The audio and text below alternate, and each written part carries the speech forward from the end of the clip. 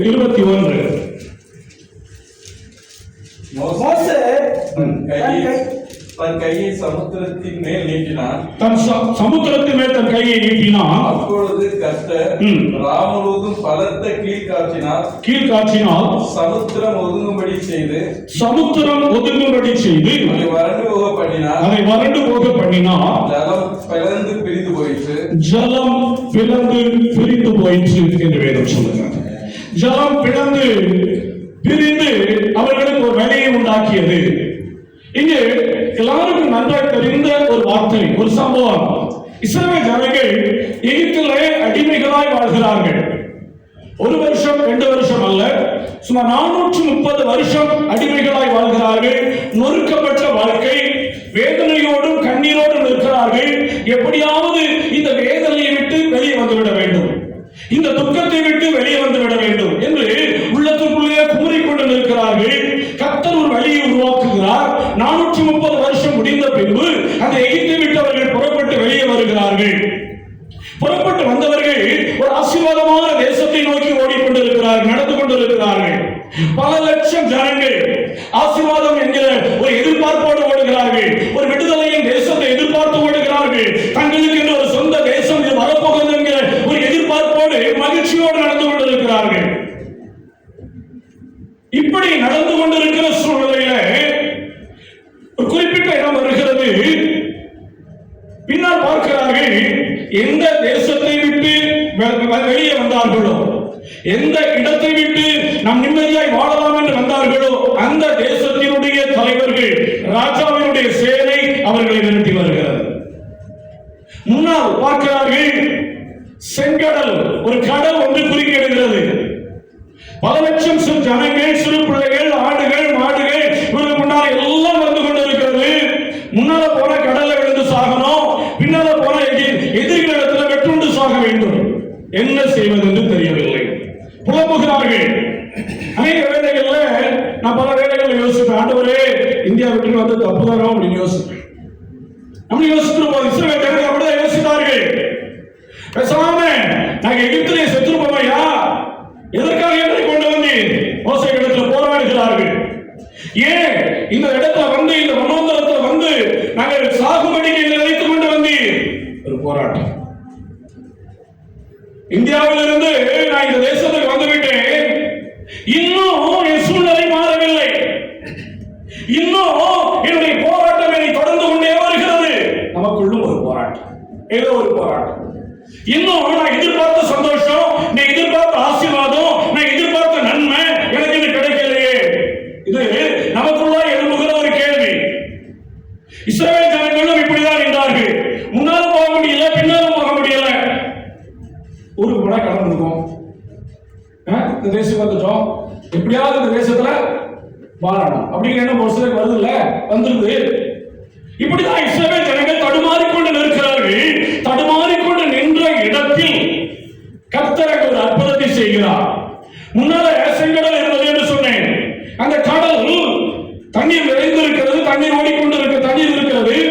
அந்த கடலை கர்த்தர் ஒரு அற்புதம் செய்கிறார். அது பிளந்து பிரிந்து வழிபடி செய்கிறார். ஆமென், அல்லேலூயா.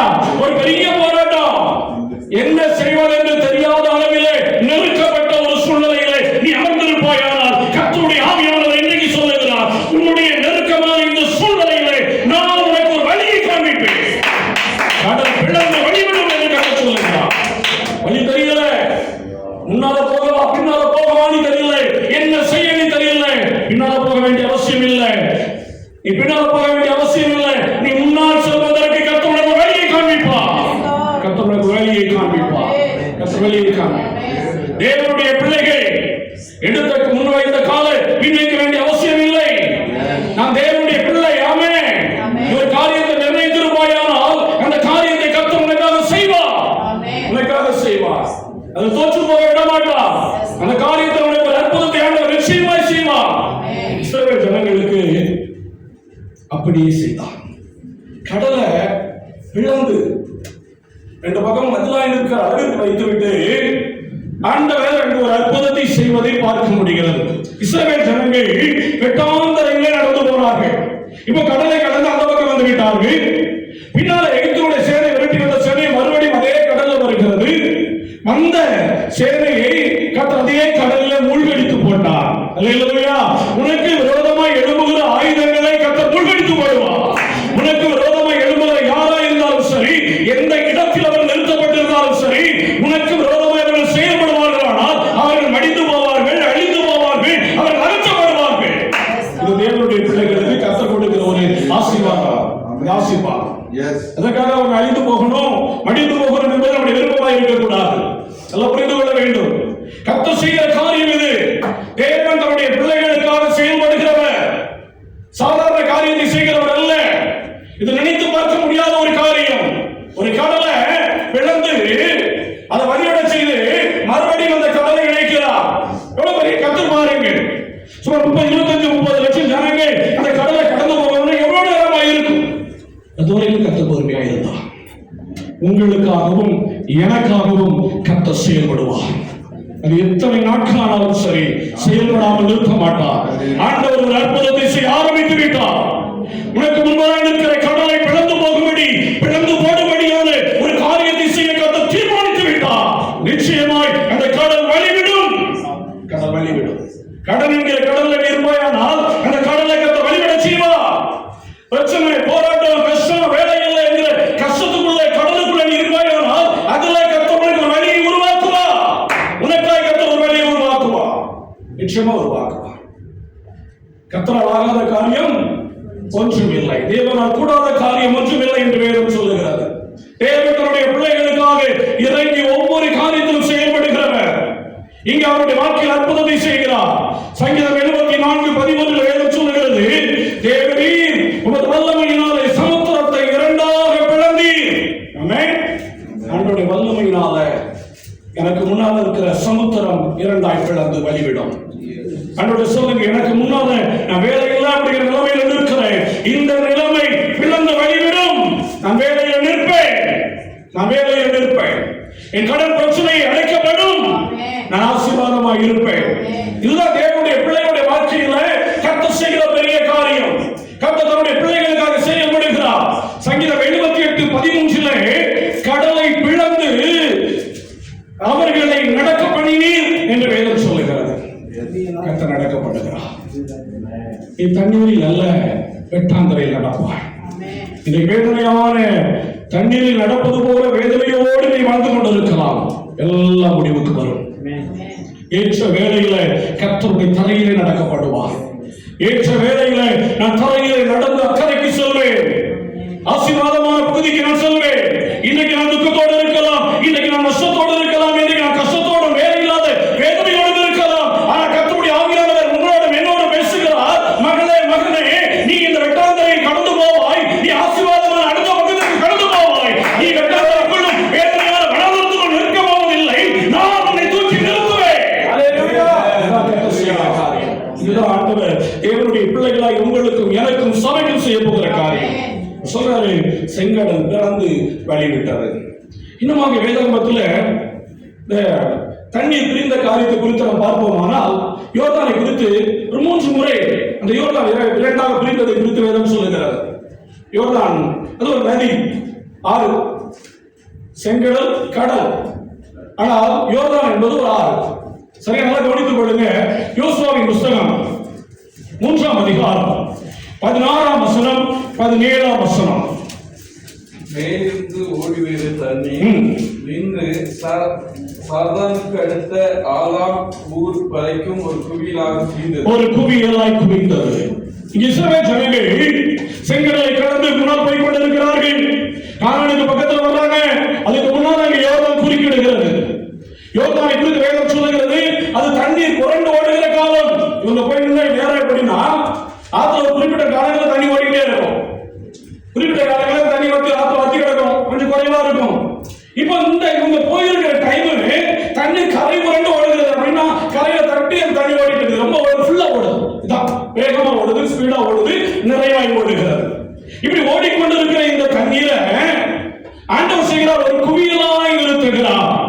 தேவன் தன்னுடைய ஜனங்களுக்காக அதை அப்படியே தடுத்து, நீ ஒரு குவியலா நின்னுங்க அப்படின்னு சொல்லி நிப்பாட்டுகிறார். இது எப்படி நிப்பாட்ட முடியும்? தண்ணிய ஒரு டேம் போட்டா நிப்பாட்டலாம், டேம் போட்டாலும் ஒரு குறிப்பிட்ட அளவு தான் தண்ணி வந்து ஓடிட்டே இருக்கிற நேரத்துல தண்ணி லிமிட்டை தாண்டி மேல வந்துடும். தண்ணி திறந்து விட்டு தான் ஆகணும். ஆனா ஆண்டவர் செய்றார் பாருங்க, இஸ்ரவேல் ஜனங்கள் நடப்பதற்காக, இஸ்ரவேல் ஜனங்கள் அக்கறைக்கு கடந்து போவதற்காக அந்த தண்ணீரை ஒரு குவியலாய் நிறுத்தினார் என்று வேதம் சொல்லுகிறது. உங்களுக்காக ஆண்டவர் ஒரு பெரிய அற்புதத்தை செய்ய போகிறார். எனக்காக ஆண்டவர் ஒரு பெரிய அற்புதத்தை செய்ய போகிறார். நீ நினைக்காத காரியத்தை கர்த்தர் செய்வார். இஸ்ரவேல் ஜனங்கள் நினைத்திராத ஒரு காரியம், இஸ்ரவேல் ஜனங்கள் சிந்தித்து பார்க்காத ஒரு காரியம். ஏன் இதை செய்கிறார் தெரியுமா? யோசுவாவின் புத்தகம் 3ஆம் அதிகாரம் 10ஆம் வசனத்தை வாசியுங்கள். பின்பு யோசுவா ஜீவனுள்ள தேவன் உங்கள் நடுவில் இருக்கிறார் என்பதையும் அவர் கானானியரையும் ஏத்தியரையும் ஏவியரையும் பெரிசியரையும் கிர்காசியரையும் எமோரியரையும் எபூசியரையும் உங்களுக்கு முன்பாக துரத்திடுவார் என்பதையும் நீங்கள் அறிந்து கொள்வதற்கு அடையாளமாக ரெண்டு காரியம் சொல்றாரு பாருங்க. ஏன் எனக்கும் உங்களுக்கும் ஆண்டவர் ஒரு அற்புதத்தை செய்ய வேண்டும் என்று விரும்புகிறார்?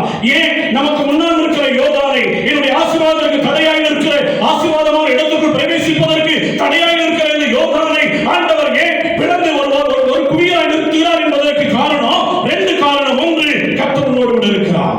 அல்லேலூயா. கர்த்தர் என்னோடு கூட இருக்கிறார். சொல்லுங்க, ஆண்டவர் என் கூட இருக்கிறார். அதற்காக ஆண்டவர் இந்த காரியத்தை செய்கிறார். தேவ பிள்ளைகளை உணர்ந்து கொள்ளுங்கள். உங்களோடு கூட ஆண்டவர் இருப்பாரானால், உங்களுக்குள்ள ஆண்டவர் வாசம் பண்ணுவாரானால், உனக்கு முன்பாக இருக்கிற யோர்தான் கரை புரண்டு ஓடினாலும் சரி, கர்த்தர் அதை தடுத்து ஒரு குவியலாக நிறுத்துவார். அதுதான் ஆண்டவர். அதுதான் கர்த்தர் செய்வார். கர்த்தர் கூட இருக்கணும். அவர் கூட இருக்கிறார். அவர் என் கூட இருக்கிறார். தேவன் என்னோடு கூட இருக்கிறார். மனுஷன் இல்லாம போகலாம், கூட இருக்கிறவங்க விலகி போகலாம், அல்லது எல்லா ஜனங்களும் உங்களுக்கு எதிராக இருக்கலாம். கர்த்தர் உன்னோடு கூட இருந்தார். கர்த்தர் கூட இருக்கிறாரு சொல்லு. மனுஷங்க கூட இருக்கிறாரு சொல்லுங்க. அதே மனுஷருக்கு உங்களை விட்டு விலகி போயிடுவாங்க, உங்களுக்கு எதிராக மாறி விடுவார்கள். ஆண்டவர் என் கூட இருக்கிறார், இதை செய்து முடிப்பார். அதற்காக ஆண்டவர் சொல்றார் பாருங்க, நான் உன் கூட இருக்கிறதுனால உனக்கு ஒரு அற்புதம் நடக்கும். இரண்டாவது சொல்ற பாருங்க, அடையாளமாக கர்த்தர் ஒரு அடையாளத்தை செய்கிறார், காண்பிக்கிறார். ஒரு அடையாளத்தை பெற்றுக் கொள்ளணும். ஆண்டவரே, இந்த யோர்தான் எனக்கு முன்பதாக இருக்கிற இந்த யோர்தான் வழிவிடும் என்பதற்கு என்ன ஒரு அடையாளத்தை எனக்கு தருகிறீர்? ஒரு அடையாளத்தை நான் காணட்டும். கர்த்தர் சொல்றாரு, இந்த காரியத்துல நான் ஆசீர்வதிக்க போகிறேன் என்பதற்கு ஒரு அடையாளத்தை நீ காண்பாய். அதற்கு முன்னால் இருக்கிற யோர்தான் வழிவிடும். பெரிய காரியம் பாருங்க. யோர்தான் இந்த இஸ்ரவேல் ஜனங்கள் கானானுக்குள்ள பிரவேசிக்கிறார். நல்லா புரிந்து கொள்ளணும். இவங்க கானானுக்குள்ள தான் கூட்டிட்டு வரார் ஆண்டவர்.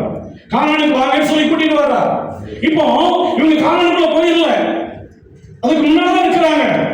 இப்போ அதான் சொல்றாரு, நீ அந்த கானானுக்குள் இருக்கிற எமோரியர், எபூசியர் இன்னும் அநேக ஜாதிகளை துரத்தி விடுவாய் என்பதற்கு அடையாளமாக. நல்லா புரிந்து கொள்ளுங்க. வரப்போகிற காலங்களிலே ஒரு ஆசீர்வாதம் வரப்போகிறது உனக்கு. அந்த ஆசீர்வாதத்தை பெற்றுக் கொள்வதற்கு அடையாளமாக இந்த யோர்தான் உனக்கு முன்பாக வழிவிடும். இதுதான் கர்த்தர் செய்கிற காரியம். ஒரு பெரிய ஆசீர்வாதத்தை தேவ பிள்ளைகளாக உங்களுக்கும் எனக்கும் ஆண்டவர் வைத்திருக்கிறார். அந்த ஆசீர்வாதத்தை பெற்றுக் கொள்வதற்கு முன்பதாக ஒரு அடையாளத்தை கர்த்தர் நமக்கு தருவார். ஒரு அடையாளத்தை தருவார். அந்த அடையாளத்தை பெறணும். இந்த தேசத்துல நான் ஆசீர்வாதமாக இருப்பேன் என்பதற்கு ஆண்டவர் எனக்கு ஒரு அடையாளத்தை தருவார். அந்த அடையாளம் எதுக்கு தரா தெரியுமா? இன்னும் கொஞ்ச காலத்துல நீ பெரிய ஆசீர்வாதத்தை சுமந்திக்க போகிறாய் என்பதற்கு அடையாளத்தை கர்த்தர் யோர்தானை பிளந்து தருகிறார். யோர்தான் பிளந்ததற்கு அவர் சொல்ற காரியம் இதுதான். கானானில் இதெல்லாம் செய்ய போறேன், இதெல்லாம் விரட்டி விட போறேன் என்பதற்கு அடையாளத்தை இப்ப நான் உனக்கு காண்பிக்க போகிறேன். இந்த யோர்தானை பிரித்து விட்டு ஆண்டவரால இந்த காரியத்தை கர்த்தர் செய்வார் அப்படிங்கிறதுக்கு ஒரு அடையாளம். ஆமென். அல்லேலூயா. கலங்காதே. கண்ணீரை காண்கிற தேவன், உன் கண்ணீரை காண்கிற தேவன். உன் கண்ணீருக்கு நிச்சயமாக பதில் உண்டு. உன் கண்ணீருக்கு நிச்சயமாய் பதில் உண்டு. உன் வேதனைகளையும் உன் சஞ்சலங்களையும் உன் இருதயத்தினுடைய வியாகுலங்களையும் தேவன் அறிந்திருக்கிறார். நிச்சயமாய் பதில் செய்வார். நிச்சயமாய் அவர் எனக்கு பதில் செய்வார். எனக்கு ஒரு அடையாளத்தை காண்பிப்பார்.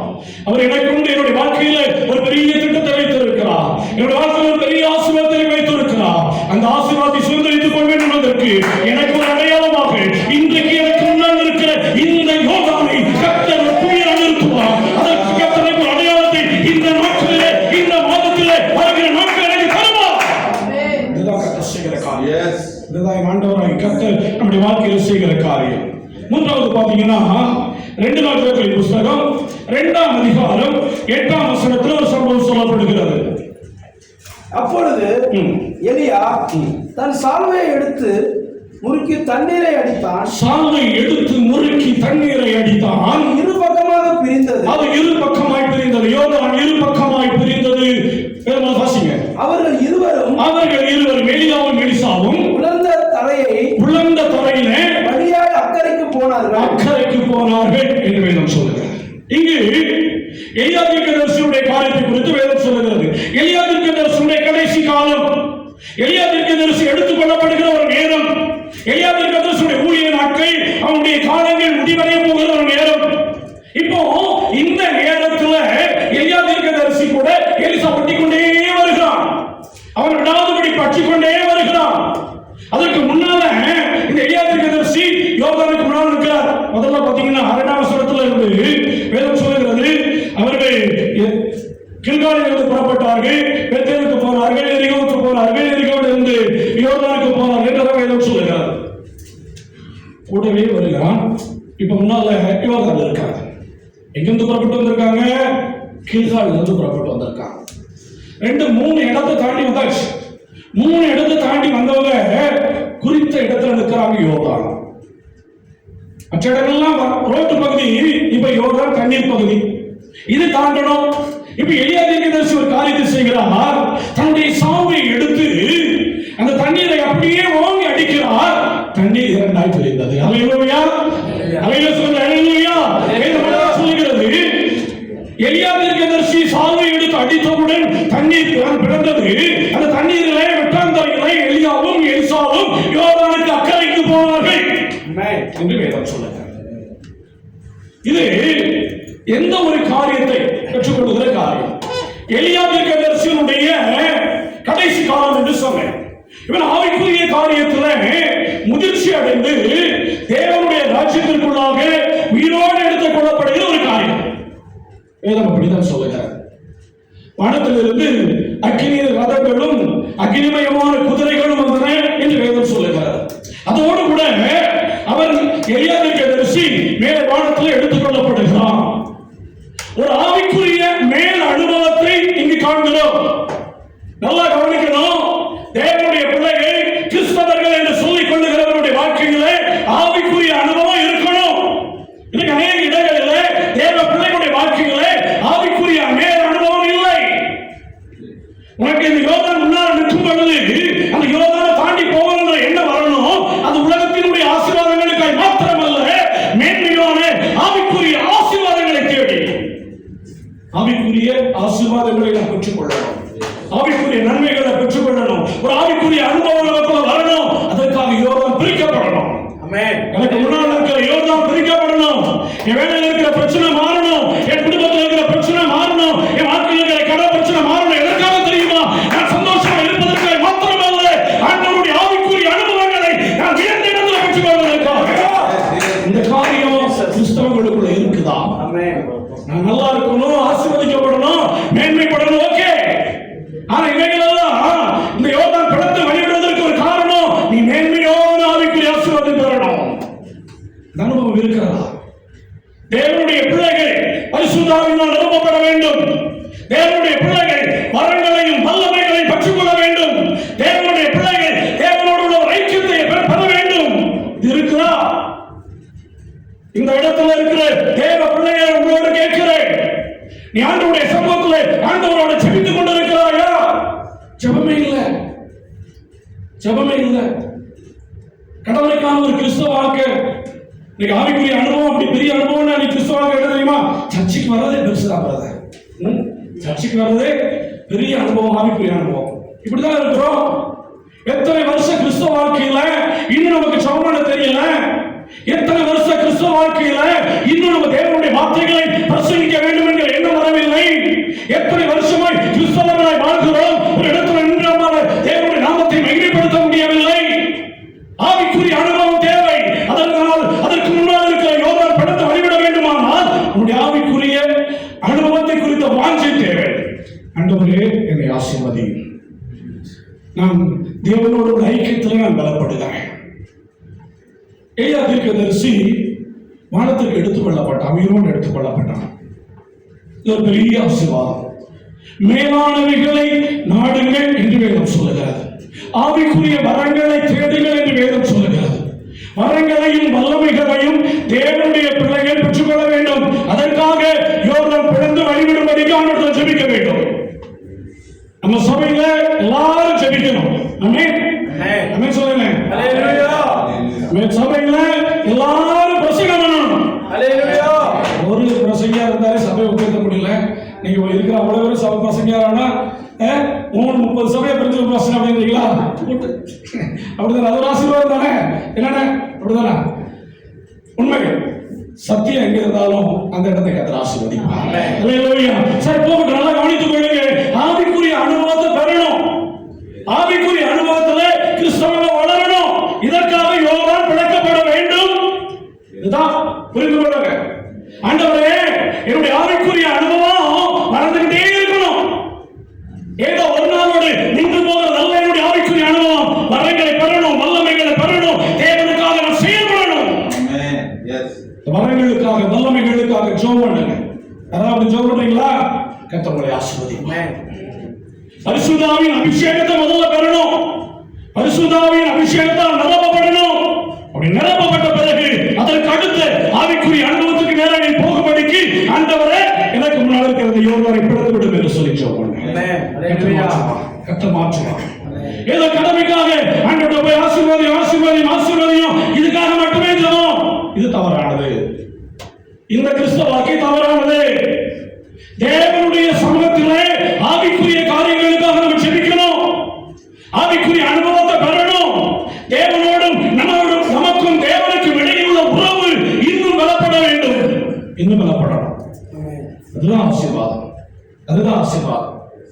இந்த சபைக்கு நான் ஜெபிக்கிறவனா மாறினேன் அப்படின்னு சொன்னாதான் பாஸ்டருக்கு சந்தோஷம்.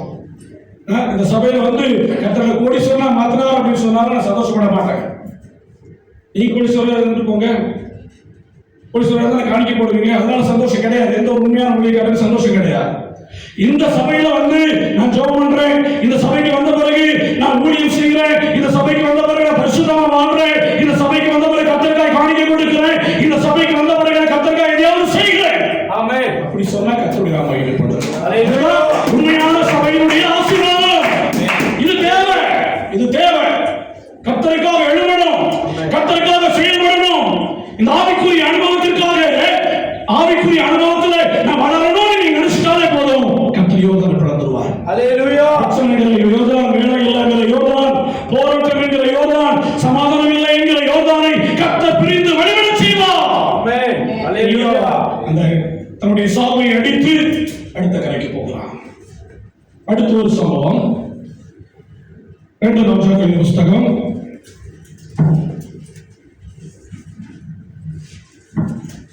2ஆம் அதிகாரம் 13ஆம் வசனம் 14ஆம் வசனம். பின்பு அவன் எலியாவின் மேலிருந்து கீழே விழுந்த சால்வையை எடுத்து திரும்பி போய் யோர்தானின் கரையில் நின்று எலிசாவின் மேலிருந்த கீழே விழுந்த சால்வையை பிடித்து எலியாவின் தேவனாகிய கர்த்தர் எங்கே என்று சொல்லி தண்ணீரை அடித்தான். தண்ணீர் அடித்த உடனே அது இரு பக்கமாக பிரிந்ததினால் இப்பொழுது யோர்தான் பிரிந்தது. யோர்தான் பிரிந்தது என்று வேதம் சொல்லுகிறது. எலியா அடிக்கிறான், பிரிந்து போகிறது. இங்க எலிசா தபக்கத்து போய் எலிசாவின் மேலிருந்து விழுந்த சால்வையை எடுத்துக்கொண்டு, எலிசாவினுடைய சால்வையை எடுத்துக்கொண்டு முறுக்கி அந்த சால்வையை எடுத்து யோர்தானை அடிக்கிறான். அடித்த பொழுது அந்த யோர்தான் மறுபடியும் பிரிந்தது. அல்லேலூயா. நல்லா புரிந்து கொள்ளணும். அந்த கரைக்கு போயாச்சு, மறுபடியும் இந்த எலிசா இந்த இடத்துக்கு வரணும். ஏன் வரணும்? அவனுடைய ஊழியத்தை ஆரம்பிப்பதற்காக வர வேண்டும். ஆமென். நல்லா புரிந்து கொள்ளுங்க. எலியா போனது ஆண்டவரோடு ஐக்கியத்தை செய்வதற்காக, ஆண்டவரோடு இணைந்து செல்வதற்காக, அக்கினி நதிகளோடு இணைந்து போவதற்காக. ஆனா எலிசா வந்தது மீண்டும் திரும்ப வருகிறான். மீண்டும் திரும்ப வருகிறான். மீண்டும் திரும்ப கொண்டு வருகிற தேவன். அல்லேலூயா. ஆமென். ஆசீர்வாதமான இடத்துல இருந்திருப்போம், இப்ப வேதனையான இடத்துக்கு போயிட்டோம். வேதனையோடு இருக்கிற கர்த்தர் சொல்லுகிறார், மறுபடியும் உன்னை நான் ஆசீர்வாதமான இடத்துக்கு கொண்டு வருவேன். மறுபடியும் உன் நிலைமைக்கு நான் கொண்டு வருவேன். மறுபடியும் இருந்த இடத்துக்கு நான் கொண்டு வருவேன். மேன்மையான இடத்துல நான் நிறுத்துவேன். தேவன் செய்கிற காரியம். இங்கு எலிசா எலியா எடுத்துக்கொண்ட பிறகு, உயிரோடு பரலோகத்துக்கு எடுத்துக்கொண்ட பிறகு, எலிசா தீர்க்கதரிசி மறுபடியும் எலியா வந்த இடத்திற்கு போக வேண்டும். யோர்தானுக்கு இந்த பக்கத்துக்கு மறுபடியும் வர வேண்டும். எதற்கு வர வேண்டும்? எலியா விட்டு சென்ற ஊழியத்தை எலிசா மீண்டும் தொடர்வதற்கு வர வேண்டும். ஆமென். அல்லேலூயா. தேவனுடைய பிள்ளையே, சபைக்குள்ள இருப்பாயானால் சபையினுடைய ஊழியத்தை, பாஸ்டர் செய்கிற ஊழியத்தை நீயும் செய்ய வேண்டும். இதுதான் சபை. இதுக்குதான் நம்ம சபைக்குள்ள வச்சிருக்கிறார். இதற்காக கர்த்தர் நம்மை அழைத்துக் கொண்டு வந்திருக்கிறார். இதற்காக தான் நம்ம சபையில உறுதியாக இருக்கிறோம். தெளிவா புரிந்து கொள்ளுங்க.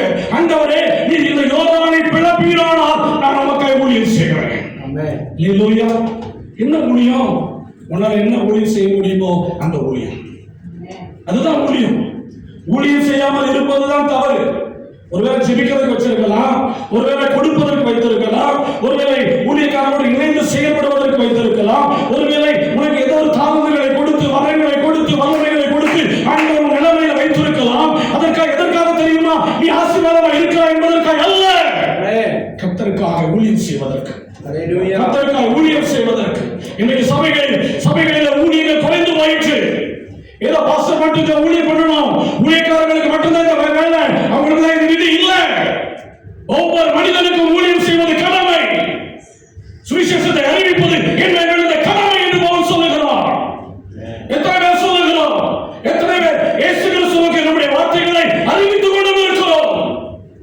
உன்னுடைய நல்ல வாழ்க்கை கொண்டு ஆண்டவரை குறித்து மற்றவர்களுக்கு அறிவிக்க முடியும்.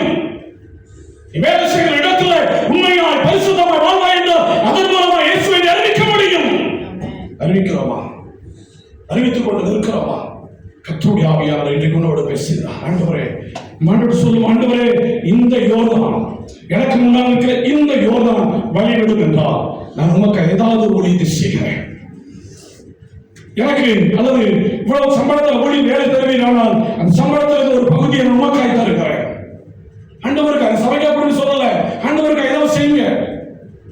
ஆண்டவருக்காக செயல்படுவதற்கு நம்மை ஆரம்பிக்கிற பொழுது கர்த்தர் யோர்தானை பிரிந்து வழிவிட செய்வார். எனக்கு தெரியல, அண்ணாரை குறித்து வேதம் சொல்லுகிறது, குழந்தை இல்ல, வேதனை, துக்கப்படுத்தப்படுகிறார், அவமானப்படுத்தப்படுகிறார், நிந்திக்கப்படுகிறார். ஆனாலும் வேதம் சொல்லுகிறது, அவன் போய் ஆண்டவரை போய் மனம் கசந்து அழுதார். ஆண்டவரே, நீர் என்னை ஆசீர்வதித்து எனக்கு ஒரு ஆண் குழந்தை தருவீரானால் அந்த ஆண் குழந்தை நான் உமக்கே தந்து விடுகிறேன். என் யோர்தான் பிரிந்து விட்டால் போதும், யோர்தான் பிரிந்து வழிவிட்டால் போதும். ஆண்டவரே, நான் குழந்தை இல்லாதவன் என்கிற இந்த யோர்தான் பிரிந்து விட்டால் போதும், இதை உமக்கென்று கொடுத்து விடுகிறேன். கர்த்தர் என்ன செஞ்சா தெரியுமா? ஒரு பிள்ளையை கொடுத்து அடுத்த 5 பிள்ளைகளை கொடுத்தார். அல்லேலூயா. இதுதான் கர்த்தர் செய்கிற காரியம். ஆண்டவருக்காக செயல்பட வேண்டும் என்று நினைத்து விட்டார். ஆண்டவரே, நீர் என்னை ஆசீர்வதியும், நான் உமக்காய் செயல்படுவேன், உமக்காய் கொடுப்பேன் என்று நீ நினைத்து விட்டால் போதும், கர்த்தருடைய ஆசீர்வதிப்பார். கர்த்தருடைய ஆசீர்வதிப்பார். யோர்தான் பிரிந்து வழிவிடும். யோர்தான் பிரிந்து வழிவிடும். எனக்கு முன்னால் இருக்கிற யோர்தான் பிரிந்து வழிவிடாத காரணம், நான் இன்னும் தேவனோட ஒரு ஐக்கியத்தில் சரியா இல்லை. நான் இன்னும் தேவனுக்காக எதையாவது செய்ய வேண்டும் என்கிற எண்ணம் எனக்குள் வரவில்லை. இதுதான் காரணம். கொஞ்சம் அர்ப்பணித்துக் கொள்ளுங்க. கர்த்தருக்காக செயல்பட கர்த்தர் உங்களை ஆசீர்வதிக்க போகிறார். சொல்றாரு, யோர்தானை ஜலத்தை பிரிந்து வழிவிட செய்வேன். ஜலம் பிரியும், கர்த்தர் ஆசீர்வதிப்பார். சரி, இந்த மற்ற காரியங்கள்லாம் எப்ப நடக்கும்? சொல்லிட்டீங்கல்ல, நடக்கதான் போகுது. அப்படிதானே? பாஸ்டர் சொன்னா நடக்காம போயிடும். பைபிள்ல சொல்லியிருக்கேன், நீங்க சொல்லியிருக்கீங்க, நடந்துடும். நல்லா புரிந்து கொள்ளுங்க. ஒவ்வொரு காரியத்துக்கும் முன்னால ஒவ்வொரு காரியத்தை ஆண்டவர் வச்சிருப்பார். செங்கடலுக்கு முன்னால ஆண்டவர் செங்கடலை பிளந்ததுக்கு ஒரு முக்கியமான காரணங்கள் ஒண்ணு, யாத்திரை 14ஆம் அதிகாரம் 10ஆம் வசனத்தினுடைய கடைசி பகுதியில் வேதம் சொல்லுகிறது, இஸ்ரவேல் ஜனங்கள் கர்த்தரை நோக்கி கூப்பிட்டார்கள். என்ன செஞ்சாங்களா? ஆண்டவரை நோக்கி கூப்பிட்டார்கள். ஆண்டவரை நோக்கி கூப்பிட்டார்கள். முன்னால கடல் இருக்கு, பின்னால எது இருக்கா, என்ன செய்யன்னு தெரியல, தெரியாத சூழ்நிலையில ஆண்டவர்கிட்ட ஜெபம் பண்ணாங்க. ஆண்டவர்கிட்ட ஜெபம் பண்ணாங்க. குமர பிரதர் சொல்லுவாங்க, வேலை இல்லாத நேரத்துல நம்ம முழங்கால் போட்டு ஜெபம் பண்ற பிரதர் அப்படிப்பா கர்த்தருடைய ஜெபத்தை கேட்டிருக்கிறார். இதுதான் நல்லா புரிந்து கொள்ள சின்ன எக்ஸாம்பிள். இதுதான் பிரச்சனையா, ஜெபம் பண்ணுங்க. முன்னால செங்கடல் இருக்குதா, இன்னும் வழி திறக்கலையா, ஜெபம் பண்ணுங்க. முதல்ல செய்ய வேண்டிய காரியமே ஜெபம் பண்றதுதான். நீங்க அதை மட்டும்தான் செய்ய மாட்டோம், எல்லாத்தையும் செய்யும். ஊழியக்காரங்க போன் அடிப்போம், சபைக்கு வர வந்துட்டு போறோம்னு சொல்லுவாங்க. இல்ல, அதெல்லாம் சொல்லல. ஆண்டவர் சொல்றாரு, நீ ஜெபம் பண்ணு, நீ ஜெபம் பண்ணு. உனக்கு முன்னாடி இருக்கிற செங்கடம் விட பண்ணணும்னா நீ முதல்ல ஜெபம் பண்ணு. ஆண்டவர் சொல்றாரு, நீ ஜெபம் பண்ணுனா உனக்கு முன்னாடி இருக்கிற செங்கடம் வழிவிடும். இஸ்ரவேல் ஜனங்கள் தேவனை நோக்கி கூப்பிட்டார்கள். கர்த்தர் அவர்களுக்கு முன்னால் இந்த செங்கடலையும் பின்னால் எதிரிகளாய் வந்த எதிரிகளையும் அழித்து போடும்படி ஒரு அற்புதத்தை செய்தார். ஹல்லேலூயா. செங்கடம் வழிவிடும், வழிவிடும். ஜெபம் பண்ணுவோம், ஜெபம் பண்ண பழகிக் கொள்ளுவோம், ஜெபிக்கிற ஜனங்களாய் மாறுவோம். நம்மை ஆசீர்வதிப்பார். இரண்டாவது வேலை பாருங்க, யோசுவாவின் புத்தகம் 3ஆம் அதிகாரம் 5ஆம் வசனத்திலே யோர்தானுக்கு முன்னால் நின்று கொண்டு ஆண்டவர் சொல்லுகிறார், இன்றைக்கு உங்களை பரிசுத்தமாக்கிக் கொள்ளுங்கள், நாளைக்கு உனக்கு முன்னால் இருக்கிற யோர்தானிலே கர்த்தர் ஒரு அதிசயத்தை செய்வார். நாளைக்கு ஒரு அற்புதம் நடக்கணும்னா இன்னைக்கு உன்னை பரிசுத்தப்படுத்திக் கொள், பரிசுத்தப்படுத்திக் கொள். பரிசுத்தமான ஒரு வாழ்க்கைக்கு நேராய் நாம் கடந்து வருகிற பொழுது, பரிசுத்தமாய் வாழ நாம் ஏற்படுகிற பொழுது உனக்கு முன்னால் இருக்கிற செங்கடம் வெளிவிடும். யோர்தான் பிரிந்து வெளிவிடும், யோர்தான் பிரிந்து வெளிவிடும். கர்த்தர் பெரியவர். நம்முடைய வாழ்க்கையில ஒரு சில காரியங்களை சரி செய்து கொள்ள வேண்டும். தேவனிடத்தில் எதிர்பார்க்கிற காரியங்கள், நம்மை அறியாத காரியங்கள் இருக்கலாம், நம்ம விடுதலை பெற முடியாத காரியமாக ஒரு சில காரியங்கள் நமக்குள்ள இருக்கலாம். அந்த காரியங்கள் ஆண்டவரை என்னை விடுதலை ஆகும், என்னை பரிசுத்தம் பண்ணும். வேதம் சொல்லுகிறது, இயேசு கிறிஸ்துவின் இரத்தம் சகல பாவங்களை நீக்கி நம்மை சுத்திகரிக்கும். உனக்கு முன்னால் இருக்கிற யோர்தான் வெளிவிடணும்னா உன்னை நீ பரிசுத்தப்படுத்திக் கொள்ளணும். ஆமென். உன்னை நீ பரிசுத்தப்படுத்திக் கொள்ளணும். கர்த்தர் அற்புதம் செய்வார். மூன்றாவது நேரமாக நான் சுருக்கமாய் சொல்லுகிறேன். 2ஆவது புத்தகத்துல 2ஆம் அதிகாரத்துல இந்த எலியாவும் எலிசாவும் நடைபெற்ற ஒரு காரியம் பாருங்க. 2ஆம் வசனத்துல எலியா சொல்றாரு, கில்கால்ல இருந்து என்னை அவர் பெத்தேலுக்கு அனுப்புகிறார், இங்கே இரு, இங்கே இரு. உடனே எலிசா தீர்க்கதரிசி சொல்றாரு, வசனத்தை வாசிக்கிறேன். எலியா எலிசாவை நோக்கி, நீ இங்கே இரு, கர்த்தர் என்னை பெத்தேல் மட்டும் போக அனுப்புகிறார் என்றார். அதற்கு எலிசா, நான் உம்மை விடுகிறதில்லை என்று கர்த்தரின் ஜீவனையும் உம்முடைய ஜீவனையும் கொண்டு சொல்கிறேன் என்றார். ஆமென். பாருங்க, எலியா சொல்றாரு, யோர்தான் கடக்க போறாரு, யோர்தான் பிரிந்து அந்த பக்கம் போக போறாரு. கூடிய ஒரு மனுஷன் வெட்டிக்கிட்டே போறான். எலிசா தீர்க்கதரிசி ஸ்டாப் பண்றதுலயே புரியா இருக்கிறாரு. ஆனா எலிசா தீர்க்கதரிசி பண்றதுல அப்படிங்கிறார், என் ஜீவனை கொண்டு சொல்றேன், என் தேவனுடைய ஜீவனை கொண்டு சொல்றேன், உண்மை விடுவதில்லை. சரி, இப்ப எங்க வந்தாச்சு? பெத்தேல் வந்தாச்சு. பெத்தேல் வந்த பிறகு எலிசா தீர்க்கதரிசி சொல்றாரு, நான் எரிகோவுக்கு போறேன், பேசாம நீங்க இரு அப்படிங்கிறாரு. உடனே எலிசா தீர்க்கதரிசி சொல்றாரு, இல்ல இல்ல இல்ல, இந்த வசனத்தை வாசிங்க, 4ஆம் வசனம். அதற்கு அவன், நான் உம்மை விடுகிறதில்லை என்றான். நான் உம்மை விடுகிறதில்லை என்றான். பாருங்க, இப்போ எங்க வந்தாச்சு? பெத்தேல், கில்கால்ல இருந்து பெத்தேல், பெத்தேல்ல இருந்து எரிகோ, எரிகோ வந்தாச்சு. எரிகோல வந்து அதே தேவமனுஷன் சொல்றாரு, எலியா தீர்க்கதரிசி, நான் யோர்தானுக்கு போறேன். ஆண்டவர் யோர்தான் போக சொல்றாரு, நீங்க இரு. இங்கேயும் எலிசா தீர்க்கதரிசி விடவில்லை, நீ எங்கே போனாலும் நான் இங்கே வருவேன். ஆமென். ஹல்லேலூயா. ஆண்டவரை உறுதியாய் பிடித்துக் கொள்வது. எனக்கு முன்னால் இருக்கிற யோர்தான், எனக்கு முன்பதாக இருக்கிற யோர்தான் பிரிந்து வழிவிடும் வரையிலும் நான் உம்மை விடுவதில்லை, விடுவதில்லை. எனக்கு முன்னால் இருக்கிற தடைகள் உடைக்கப்படுகிற வரையிலும் என் ஜெபத்தை நான் நிறுத்தப் போவதில்லை. சொல்வாயானால் உனக்கு முன்னால் இருக்கிற யோர்தான் வழிவிடும், வழிவிடும். இந்த வருஷத்திலே கர்த்தர் கடனை அடைத்து கொடுப்பார். இந்த வருஷத்திலே உனக்கு முன்னால் இருக்கிற தடைகள் மாறும். இந்த வருஷத்திலே எதிர்பார்த்த ஆசீர்வாதம் உனக்கு உண்டாகும். உறுதியா பிடிக்கணும், உறுதியா பிடிக்கணும். உம்மை உறுதியை பற்றிக் கொண்ட மனதை உடையவன் சமாதானத்துடன் காத்துக்கொண்டு ஆண்டவரை உறுதியாய் பிடித்துப்பார், உறுதியாய் பிடித்துப்பார். ஆண்டவரே, நீ தான் எனக்கு. மனுஷனை பிடிக்காத, ஊழியக்காரனை உறுதியா பிடிக்காத, கர்த்தரை உறுதியாய் பிடித்துக்கொள், கர்த்தரை உறுதியாய் பிடித்துக்கொள். ஏதோ ஒரு அற்புதத்தை செய்ய கர்த்தருடைய ஆவியானவர் ஆரம்பித்து விட்டார். அவர் நம்முடைய வாழ்க்கையில் இருக்கிற யோர்தானை பிரிந்து வெளிவிடச் செய்வதற்கு உனக்கு ஒரு அற்புதத்தை செய்வார், உனக்கு ஒரு அற்புதத்தை செய்வார் என்று கர்த்தர் சொல்லுகிறார். பிரிந்து வெளிவிடுகிறது, கண்கள் அதை காண போகிறது, கண்கள் அதை காணும். கடைசியை பாருங்க, 2ஆம் அதிகாரம் 14ஆம் வசனத்தில் எலியா செய்ததை எலிசா தீர்க்கதரிசி செய்கிறார். எலியா எதை செய்தாலோ, சாவை எடுத்து யோர்தானை அடித்த பொழுது யோர்தான் பிரிந்தது. அதே விசுவாசத்தோடு இந்த எலிசா தீர்க்கதரிசி எலியாவினுடைய சாவை எடுத்து அதை முறுக்கி அதை அடிக்கிறான் என்று வேதம் சொல்லுகிறது. விசுவாசத்தோடு செயல்படு. ஆமென். விசுவாசத்தோடு செயல்படு. தேவனுடைய மகிமையையும் பரிசுத்தருடைய வல்லமையும் அந்த காரியத்தில் நீ காண்பாய். அந்த காரியத்தை தடைபடாது. கர்த்தருடைய தூதனானவர் தன்னுடைய வல்லமையை உன்னுடைய சாவியில வைத்திருப்பார். கர்த்தர் ஒரு பெரிய காரியத்தை செய்வார். விசுவாசத்தோடு செயல்படணும். விசுவாசத்தோடு செயல்படணும். ஒரு காரியத்தை செய்வதற்கு விசுவாசத்தோடு செயல்படு. கர்த்தருடைய மகிமையை நீ காண்பாய். விசுவாசம் இல்லாம உட்கார்ந்துகிட்டே அற்புதம் நடக்க போறதில்லை. நீ செயல்படு என்று ஆண்டவர் சொல்லுகிறார். நீ செயல்படுவாயானால் எலிசா தீர்க்கதரிசியை போல எலியா தீர்க்கதரிசி செஞ்சது நடக்கும். நானும் செய்வேன். நீ செயல்படுவாயானால் நீ செயல்படுகிறதை கர்த்தர் ஆசீர்வதிப்பார். நீ செய்ய போகிற காரியம் ஆசீர்வாதமாய் மாறும். கர்த்தர் உன்னுடைய வாழ்க்கையில பெரிய அற்புதங்களை செய்கிற நாட்கள் இது. யோர்தான் பிரிந்து வழிவிட்டது. கர்த்தருடைய கருத்தாட மேற்பணிக்கவில்லை. எல்லாரும் வெளியே இருப்போம். ஆண்டவருடைய சமூகத்தை ஜெபிக்கும்படியாய்